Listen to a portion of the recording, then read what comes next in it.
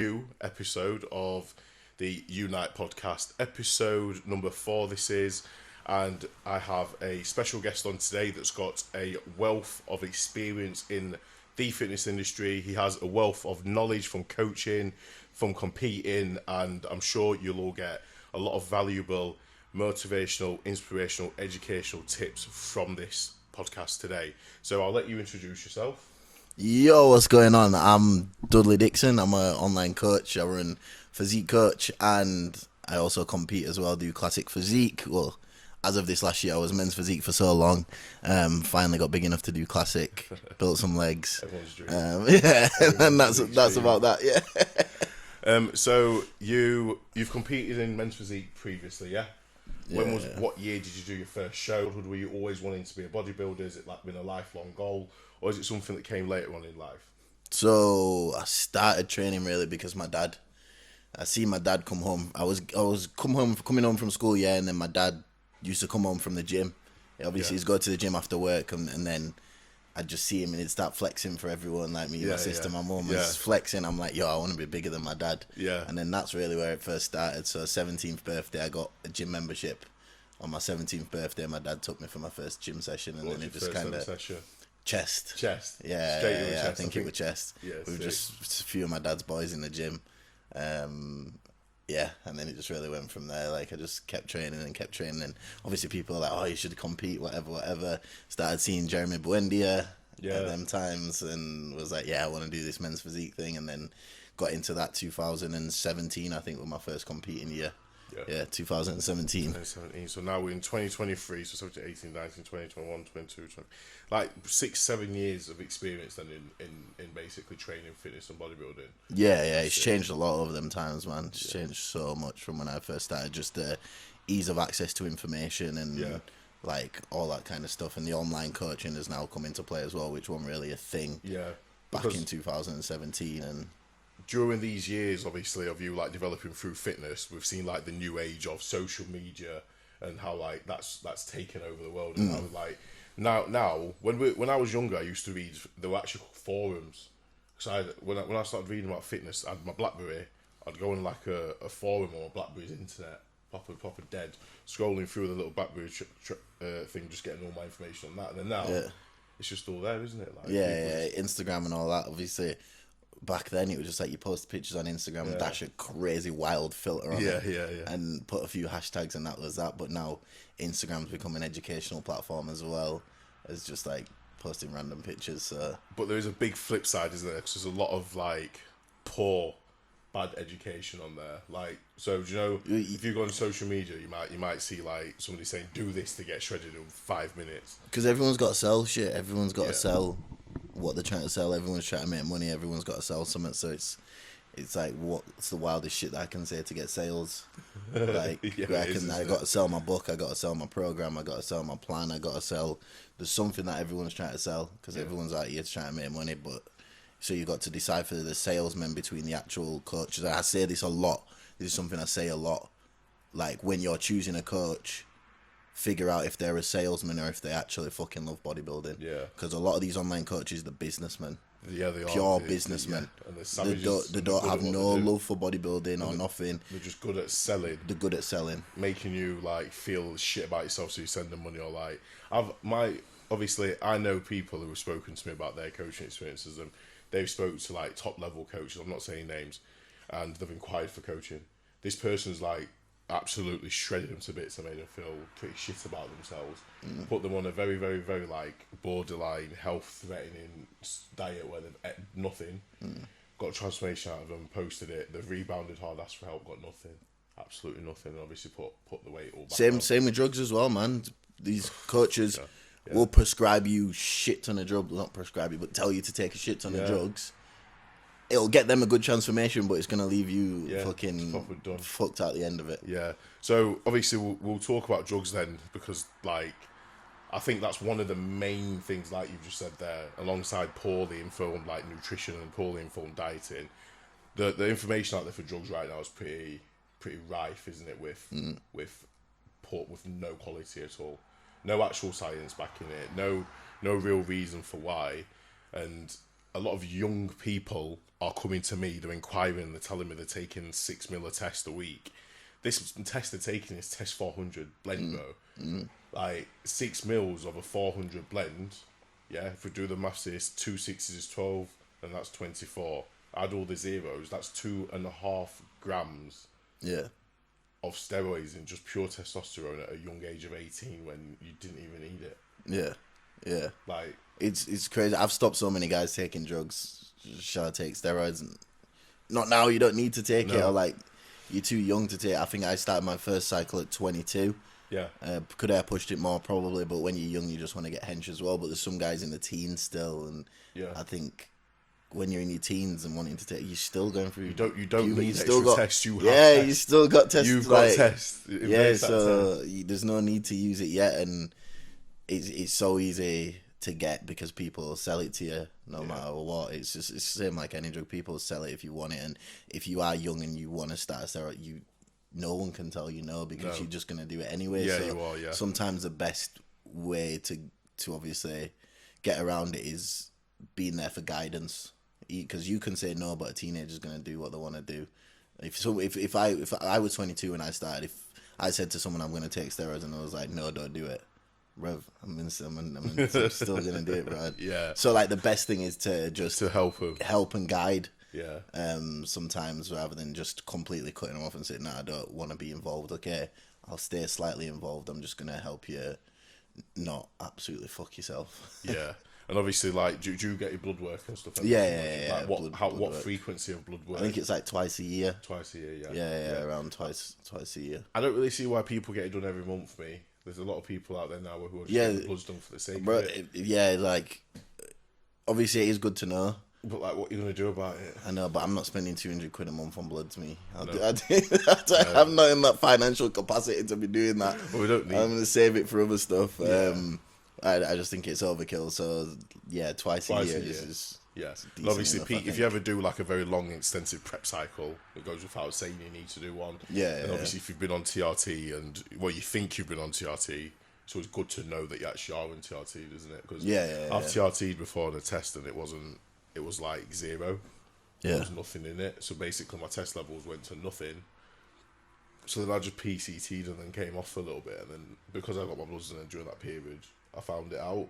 But I've known other people to do the opposite. They think they're on TRT and then obviously like way above range as well. So it's always good to know that you're actually on TRT and obviously post cycle. Twice a year. Steady. Yeah. Let's touch on training then. So you've been training from a young age. I'm guessing you've tried loads of different training styles, training methods. You've been through the ropes. Like you've been coached by numerous people, haven't you? Yeah. Up until now. What training style is the best for muscle development? Shit, man. I've gone through so many. I like to lift heavy. I think there's no training style that's best for muscle development. It's what you enjoy and what you can stay consistent with. Yeah. If you like throwing about heavy shit, then throw about heavy shit as long as you're doing it properly. If you like doing volume, then do volume. As long as you're focusing on my muscle connection, contracting all the muscles. Like, there's no special way to train, just whatever works in that moment in time. Like you could go through a phase of high volume, then go through a phase of heavy shit. That's what I do. Like my preps are normally more like high volume and stuff like that, even on the back end of a prep. So like coming out of a prep, once I've prepped on that rebound, maybe like I'll stay high volume then, but then as I'm getting deep into the off season, it turns into a lot of heavier stuff and less reps, less volume. Yeah. But I'm guessing like your version of high volume and a normal person's version of high volume might be different. So what would you categorize? What rep ranges would you say your high volume? My high volume, I'd just say it's more intensifiers. Yeah. So throwing in an intensifier on literally every set. Yeah. So I might do 2 straight sets and then an intensifier on literally everything. Yeah. And then that classes as high volume because I'm doing a muscle round 6x4, or if I'm doing a rest pause where I'm doing 12 reps, resting for 10 seconds, doing an extra 7 reps on top of that. So that's intensifiers. I think makes it high volume for me. High volume. Yeah, no, that's all good. And then at the moment, then where are you at in your actual own career, like your bodybuilding career specifically, like off the back of your last competitions and what you've got to come? what phase are you currently in? What's to come? What's next? So right now, I've just gone down into TRT, so we're looking to prep at the beginning of next year. We was going to do like a big, long off-season, because the weight cap's a thing in Classic, innit? Like, you've always got to be paying attention to the weight cap, and I had a big issue with my weight cap this year, like, because they say my height's different. So obviously I go over to Spain and they're saying I'm fucking like 5'4" or some shit. I don't know. Some height that I wasn't, yeah.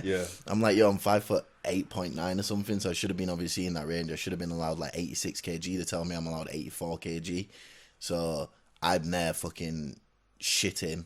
I had to run to the toilet. I had to literally shit out like, I think, a kg.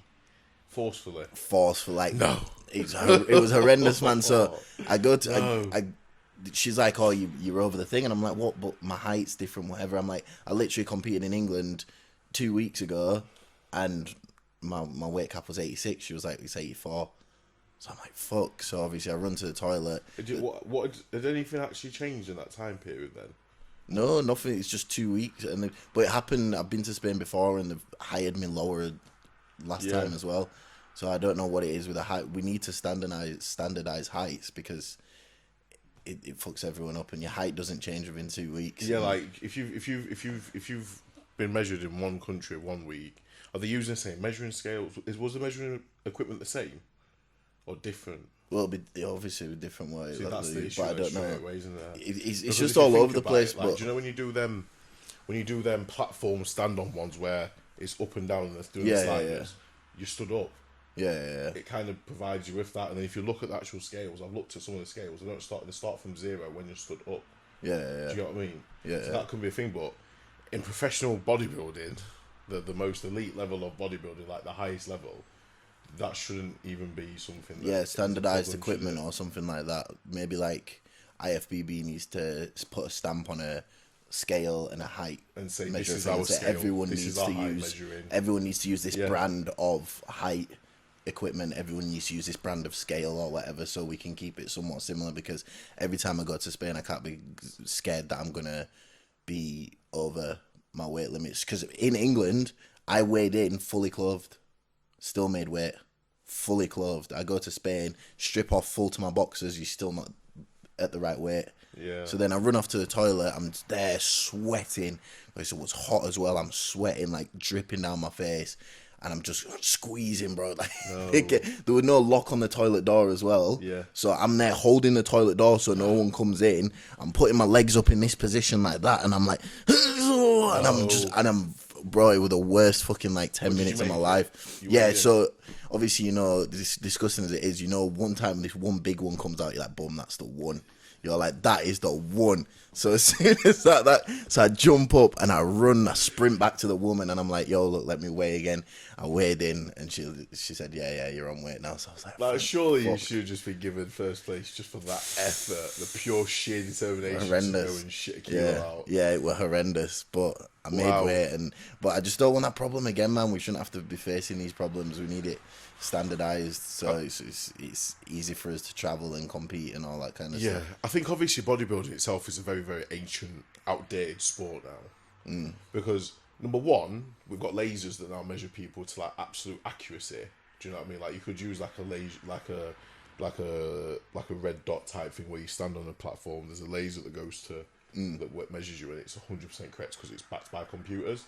And then same goes with just like a lot of like outdated things with like, fair enough, back in the day people might not have travelled as much to compete, that they probably just competed in their own local place. But if every single federation is going for the same pro card, I just think it's as simple as they all should use the exact same equipment, because we'd go buy them at home, and then when we're measuring ourselves at home, we know we're measuring ourselves with the right equipment that's going to be used on the day. And as coaches, when you're coaching your clients, you're using the same measuring apparatus as what they use. So like if you're doing face-to-face check-ins, you could have the same scales to measure them as what they use at IFBB. And then that way, like you say, there'll be a lot more like accuracy to the data, if that makes sense. But we'll see, it might be a thing to come. You might become an IFBB pro judge, who knows, and absolutely flip it on its head. But yeah, insightful. You're an online coach. Yeah. What is online coaching? I ask coaches this all the time when I get different answers. What is online coaching? It's accountability, main thing. It's a motherfucker there to just tell you to do your shit when you don't want to do your shit.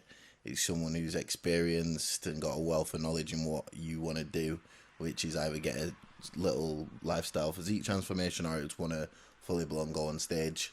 Like, that's why if you've never been on stage, you can't compete. You can't coach competitors. Yeah. Like, you need to have that experience, that understanding, wealth of knowledge on all aspects of everything. I've not been on stage. I've prepped to go on stage. Yeah. And like failed like we'll get on. I'll talk about it in a minute. But I would never ever, if I weighed in, yeah, hypothetically speaking, like you did, and I didn't make weight, I'd have put my clothes on. I'd have gone home. Yeah. I wouldn't have actually thought to go to the toilet and get rid of a kilo. So off the bat of that, I'm gonna note that down and just say, that's it, isn't it? But no, straight up. But I've been to a lot of shows with people. Yeah. And like when they did the first Arnold's, I was behind the stage, behind the scenes, like just seeing it all happen because I was working for NutriFast meal prep brand and I was like feeding everyone. So like I was in Boohoo Man, like giving Larry Wheels meatballs with rice, but then chilling in there as well and like speaking to them and stuff. And then like I'd go give some judges some meals and I was behind stage like that's the first proper smell I got for competing. And it was at that point I thought, yeah, I'm gonna get into this a bit more. Went to FitX, same again. Just like working with NutriFast, the brand ambassador, saw a bit more of it. I thought, yeah, sick. And then every time my mates and that goes shows, I'll go, I'll back him, I'll go watch it. Yeah. But it's so mad, like, because all these federations have a lot of different rules, regulations, and it's like the posing's different. So like with men's physique, you've got posing that's like this for PCA, like that for FitX, like that. But it doesn't. Bodybuilding should it not all just be like one thing? Everyone's got to be different a little bit though, aren't they? Because that's how they. People don't want to copy the IFBB to the NPC.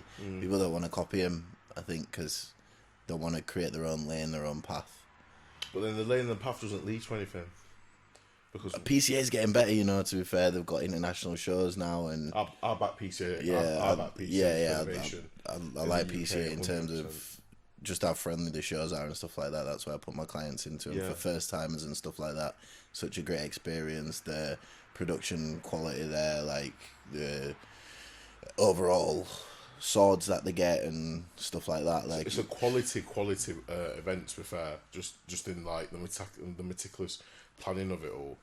And even like when the class winners go backstage and get interviewed. Yeah, like by Asian. It's always called yeah. Like King. It makes you feel like you've actually won something, like an athlete. Like you're not just picking your medal up. And the PCA community is a very positive, happy bodybuilding community for anybody that's starting out with bodybuilding. Yeah. Because you're gonna get all the best out of bodybuilding before you get let out into the wolf pack. Where it's like dog eat dog. Like when you're trying to get is savage. Yeah, mate. That's what I say to my clients. I'm like, unless you're ready for that, and you're not just competing for the fun of it. You're competing as this is what you want to do. Like you've got to give it everything. Like, You can't leave anything. Like you have to be willing to give absolutely everything. Like I've spoke to some pro level athletes about the amount of steroids that's actually required for them to get onto stage in their like according to them, and the level of gear that they're pushing to the level of like the costs incurred to do one show. Like how much does a show cost? Yeah, a lot of money. What's that registration for the amateur Olympia? Like fucking 300 quid. 300 quid to register, and then you've got tanning, and then photos, and then you need somewhere to live, and then you need transportation. It's a couple grand there. And then like your top level natty shows, you're looking 3, 4, 5, 6K a show. Yeah. And then if you want to go abroad, because there's no like real like pro qualifiers in the UK as a natty, you have to be able to foot a bill to go live in America for 2-3 weeks. That's why you see them all do that, and it's a very, very expensive sport.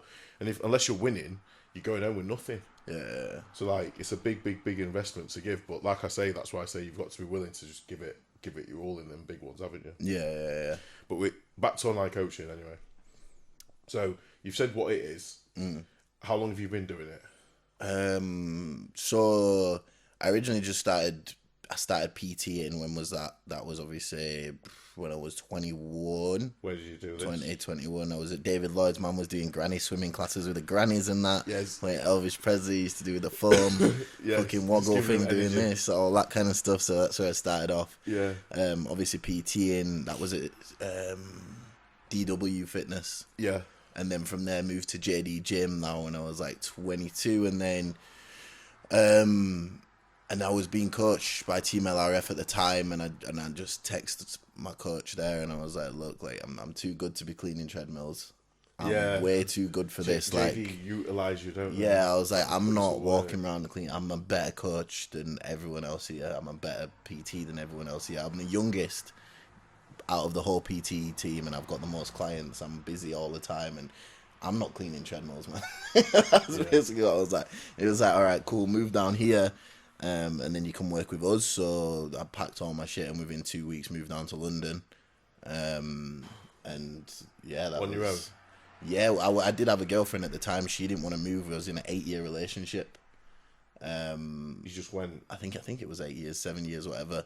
And she didn't want to move. I wanted to obviously take this opportunity. So yeah, that 8-year relationship just went in the space of 2 weeks for me to go chase my dreams. Really. But you literally backed yourself 100%, didn't you, when you stood in JD and you thought, fuck this, I'm not doing it. Yeah, because I was wiping down the treadmill. Something just came over and I was like, bro, what am I wiping treadmills for? Yeah, it gets like that. What am I doing this cleaning treadmill for? So yeah, so I had to take that opportunity and did that, and then from there, that just kind of opened my eyes into the actual fitness industry a lot more. Yeah, because you were like in it. Yeah, like in the when you mix go of deep in it, yeah, with certain people and this and that, and you get in the mix of it, and then from that, I ended up really falling out of love with coaching altogether. That's I think you saw, what's that J. Cole song?